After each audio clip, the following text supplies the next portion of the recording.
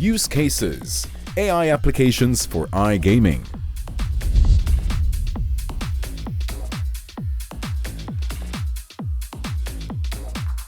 All right. Good morning, all. Thank you for making it here today. So let's kick off our first panel debate of the afternoon. So this is going to be a very fast-paced experiment in which we're going to try to get some really, really core ideas about AI in gaming. So my name is Gege Gatt. I am the CEO of an AI company based in London called EBO, and we've developed a leading AI platform, principally in the healthcare segment, but we span a number of industries with a number of technologies. And today, I'm going to be wearing two hats. One of them is an AI solution builder, but certainly another hat I'll wear today is about a person who's very curious about the opportunities which we have today in innovation. So let's kick off and let's start examining whether AI is truly a differentiator, or perhaps maybe it's already become a baseline.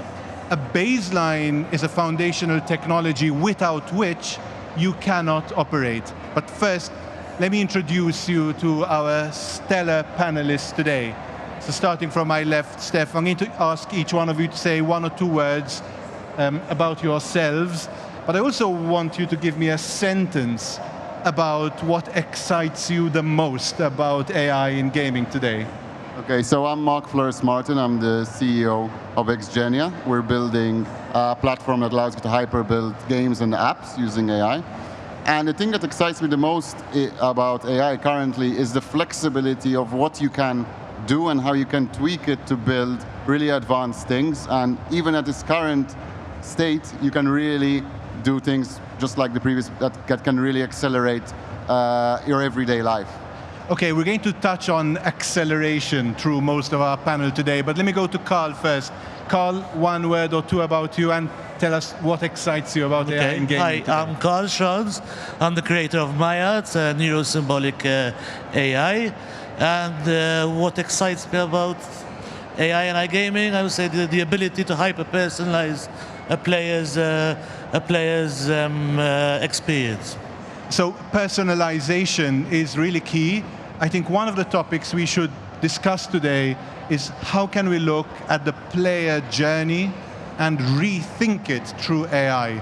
But okay, let's go to Steph, who hails from the island of Gozo.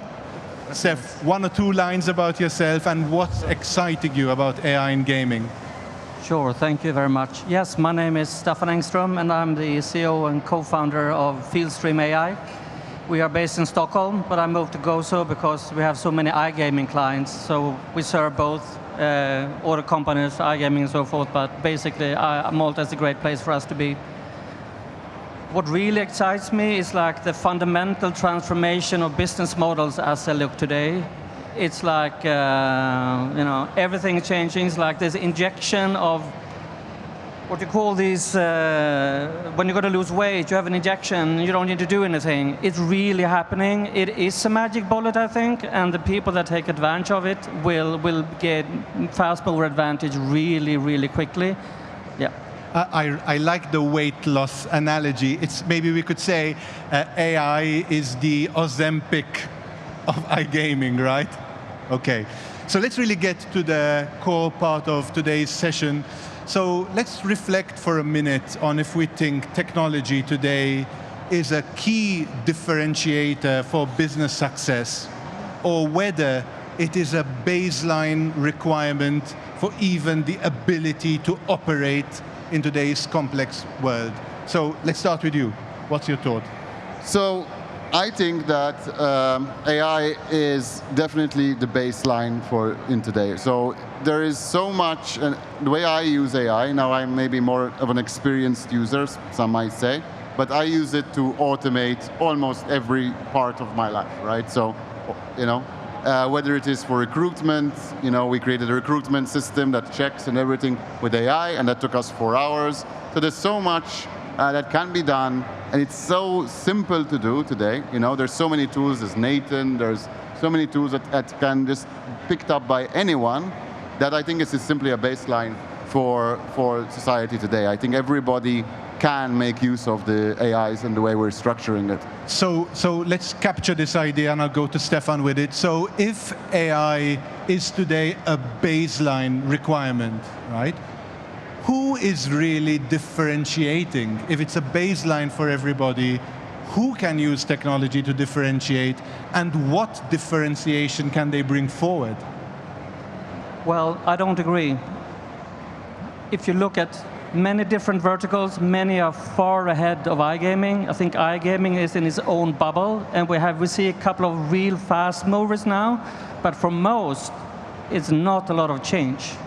So I think it will be a huge differentiator for iGaming over the next 2-3 years, because it's still very, very foundation-based on old rules, and people have made a lot of money, and there are formulas how to do this, and I think it's really, really changing quickly. We will see fast movers coming out, so I don't agree. So we have two tracks. So it's almost like the future is here, but it's not evenly distributed. You've got those organizations who have managed to adopt AI in their processes, and you have those organizations who are lagging behind. It's almost like if we had to make a prediction, we might find that by the end of this decade, there will be two types of companies remaining. Those companies who have really adopted AI as a differentiator, and those companies who are just out of business, right? It's those two tracks. Okay, let's get Karl's view on this. Karl, is AI a differentiator, or is it a baseline which you need to operate? I would say it will very soon become a baseline, simply because if you don't use AI for back office, you're going to miss out on all the savings which other companies will be using to reinvest in player acquisition. And it's a differentiator, in my opinion, when it comes to player acquisition, but this will be more in line with the creativity of the company itself. Got it. Okay, so let's get a public vote on this. Let's see where the audience stands, and I'll get your reaction, because I know you wanted to go on it.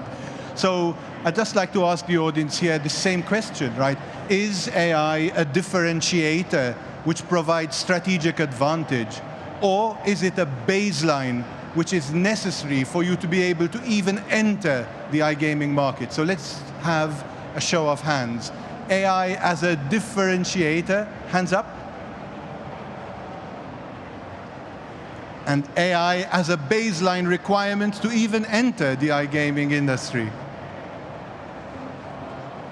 Okay, I think most of the votes, although we had a few abstentions, I think most of the votes are with AI as a differentiator. I think that's the prediction I would give. Okay, let's get your reaction. So I think that one of the key important points is that companies, and we could see this from that Forbes article, 95% of companies fail to implement AI. And this is because there's a really bad understanding of how much change is required in a company. The thing that's going to happen, I believe, in the iGaming industry, and it's going to happen really quickly, is that you're going to see a lot of companies which don't have those ties to old technology coming along.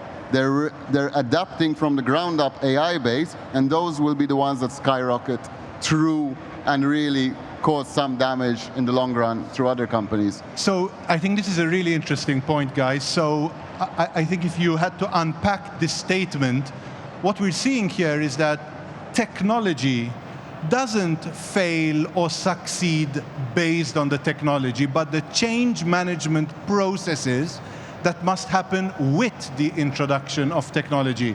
I mean, in my experience, most AI projects have failed not because the technology was incorrect, but because its implementation, the supportive processes in the business, were just not there at all.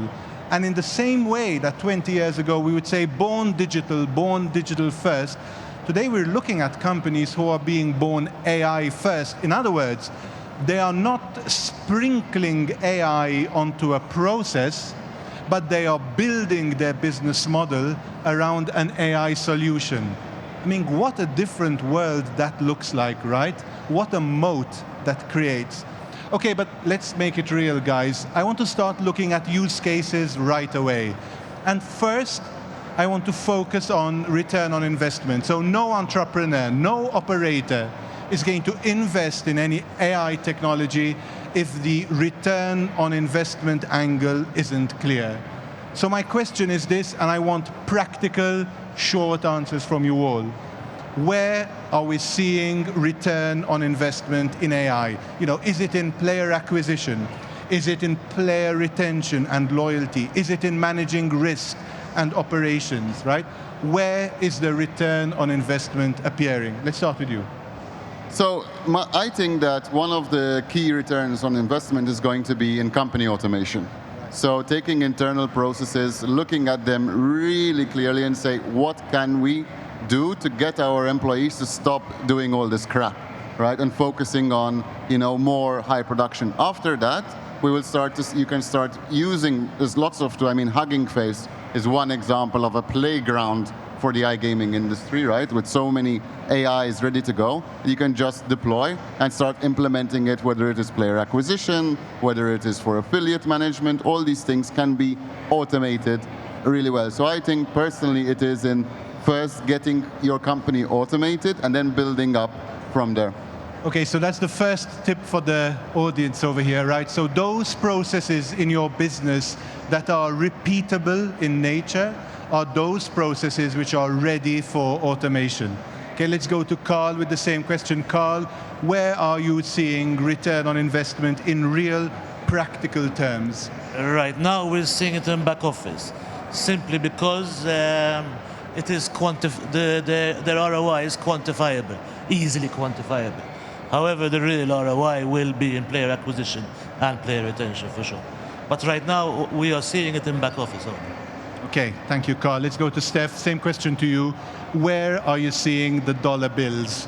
Where is return on investment being really extracted? Yeah, so since most people here are on the business side, forward-looking, I would say in the CRM space, where you already have a lot of customer data clean and ready to be worked on. That is a must now. There are several good ones, Simplify, Optimove, and so forth, that are doing this really well. That is the low-hanging fruit, because the data is in place. If you don't do that now, you will lose out big time. So that's the first. So CRM, I would say. So I think this is a really decent insight. Thank you, Steph. So those organizations who are not capturing player data are at a huge disadvantage, because you can't bring in any AI processing at CRM level if the data in the CRM is low quality, sparse, or unstructured. However, AI is becoming far more intelligent and far less artificial. So we are able to create some really interesting outputs even from unstructured data within CRMs. But I think you're right, CRM is actually a good way to start, a good area from which to start deriving ROI from automation. Let's dig into this. Sure. From the data side, I have a slight disagreement on it. I know everybody says in the AI industry, data is king, blah, blah, blah.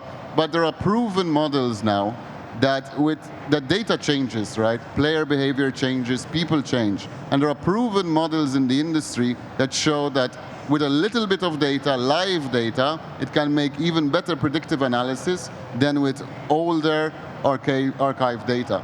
And these models are now ramping up. And it's going to be a big change in that regard. I think that's the golden word, right? Predictions from data. Being able to get a sense of where this trend is going before it happens. Steph, what's your take? Well, obviously, if you start with the historical data, you have an amazing foundation, and then you can start to retrain it in real time, and then you have a much better model. I agree that in the short term, you can see some quick benefits by looking at the active data now, but if you start to use what you already have, what you know, what you've been working on for years, and have that right. But it depends on the workload.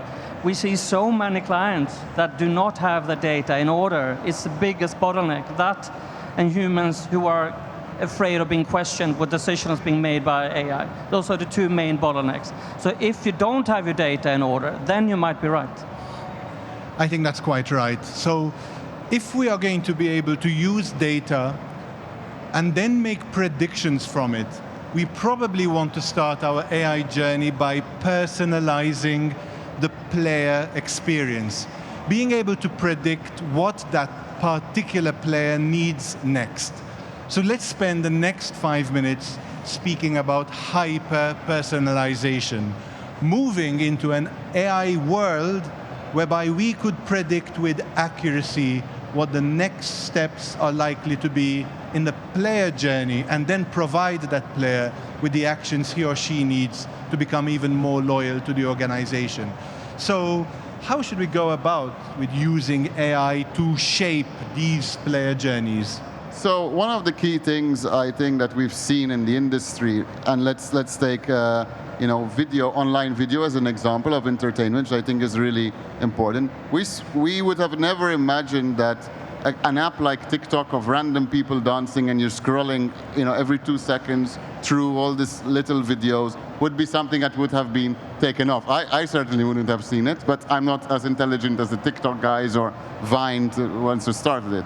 So I think in hyper-personalization is going to be in managing the players' ability to concentrate on things, and how quickly their attention span diminishes. And I think that, scientifically we've seen that attention span. So utilizing AI to, produce games or things which are faster, quicker to the players, and maybe they change more often, I think that is going to be the key differentiator. Okay, so we are now anchoring into the attention economy. I think we need to thread a little bit carefully here, because it is a little bit of an ethical minefield, right? So, Steph, let me start with you here.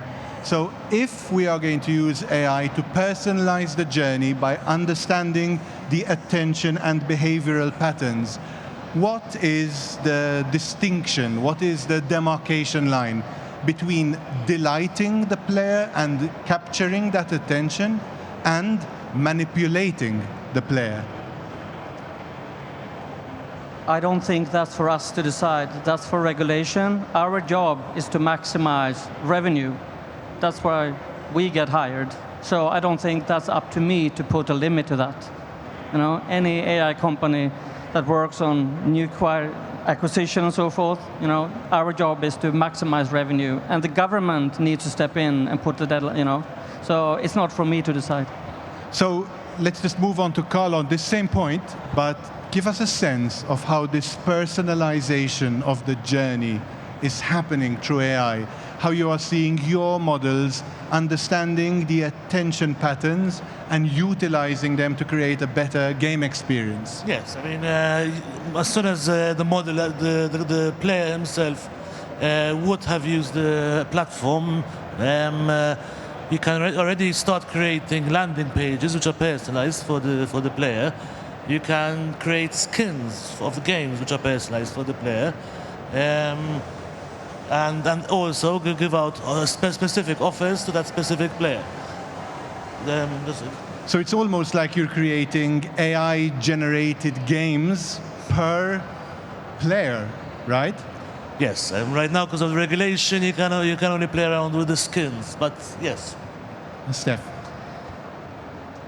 I think that I give you a 3-step process to do this. A, you do a real deep life cycle value analysis of all your players, and number 1, then you can start to see which segments that are most valuable to you. B, you make a cohort analysis and see where they all come from, at which moment, where they came in. Then you know the value, where they come in. 3, you start to deeply analyze interaction patterns from that specific segment in that cohort, what actually happened. If you do those 3 steps, you are a million steps ahead of anyone else. I mean, I love this pragmatic approach. Well done, Steph. I mean, the 3-step approach to personalization. Give us those 3 keywords again, 1 keyword per step. Yeah, so the lifetime value, the cohort analysis, and the creative analysis for each segment. I thought that was fantastic. Well done, Steph. Let's move to responsible gambling, right? Because I think we're moving into that territory anyway. So where does AI best support responsible gambling? So what use cases have you seen which can support an operator in its compliance obligation and its ethical obligation, to support responsible gambling? So I think one of the best use cases I've seen is using most simplistic one, where AI started, chatbots, right?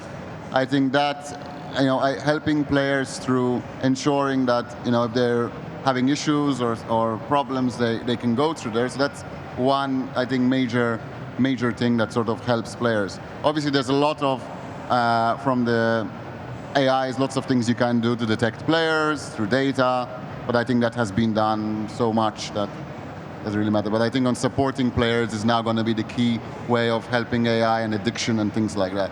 So if an AI solution is red flagging particular behavioral patterns, who should act? Is it the AI? Is it the operator? Well, AIs have the tendency to hallucinate unless you do like agent training, sort of, have that response done better, let's say. I would jump into putting AI there, right, with maybe a human at the end. But I think that when it comes to this, and the patience level of an AI is much higher. We saw when GPT 4.5 went to 5, and people lost their friend, they were calling it their friend. This is the element that AI can be really supportive in various things, whether it is day-to-day life or addiction and gambling and compliance or whatever like that. I think it's also really useful for the operators amongst us to realize that the upcoming EU AI Act, the first schedule is already in force, but the remaining schedules are coming into force over the next months, is going to be a revolutionary piece of law, which is going to be imposing concepts like interpretability, explainability, and human in the loop, right? Which Mark mentioned, the idea of having a human who can take over a conversation from an AI workflow and intervene when that is necessary, not only in terms of supervisory requirements, but even from an operational perspective. But let me go to Karl with the same question. Let's focus on responsible gaming. Which use cases are you seeing AI tackle best in this field? Okay, when we speak about AI, we speak about neuro AI, which is the AI everyone knows, which is ChatGPT, etc., etc. That is excellent at detecting. However, it is not good at giving you a reason why it raised the issue. Hence, it's unable to provide a solution. So right now, the technology there is today, I would say that it needs to be escalated. The AI is perfect at detecting, but we need to be escalated. When we move on to other AIs, so like where there'll be a lot of symbolic AI involved, then yes. Why? Because symbolic AI gives you the reason why it raised the red flag. And therefore, if you actually give it rules to base on, it can act according to those rules. However, there's always going to be a stage where a human has to intervene. So I think we should take out a point from Karl's message here. Any of these operators amongst us investing in AI should ensure that the AI technology they are acquiring does have the capability of a human handover action. Because this type of escalation based on risk, escalation based on regulatory requirements, is necessary. And those AI solutions which cannot tackle escalation in a correct way will pose a risk to the operator who is a license holder. So thank you for bringing that up, Karl. Steph, let me put the same question to you. What is your view on the use cases of the pragmatic truths that AI is solving in responsible gaming? The biggest opportunity is for government to take their own legislation serious and protect the good operators who actually pay taxes and protect players. Systems are there to protect them. If we get that tax base to be developed towards actual real treatment of people with addiction problem, then we are a clean industry. So it's really a regulatory question, and it can be done. And I really love that all the regulated operators just got together and went to the European Union, but that needs to happen. And there's so many people suffering. That's one. The other one is a bit selfish, but I started measuring brainwaves for 3 years. That's how we started with this, to find out how you actually become an addict. And then we built a network for marketing. So we're looking, the neuroscience part is probably the most promising. If you build deep neural networks with brain activity and build networks that actually can predict, and that's happening really fast, and that's an enormous field that's just starting to happen now. I love the first point that Steph made around the government utilizing AI in its regulatory capacity. Not only will it link to the next discussion point we'll have, but can you imagine an opportunity, right, whereby government reforms its public sector delivery by using AI to increase efficiency, to reduce bias, to improve transparency, to reduce processes which take weeks, to provide an output with something which takes only merely seconds in an automated environment. That's the big opportunity in government, in the public sector today.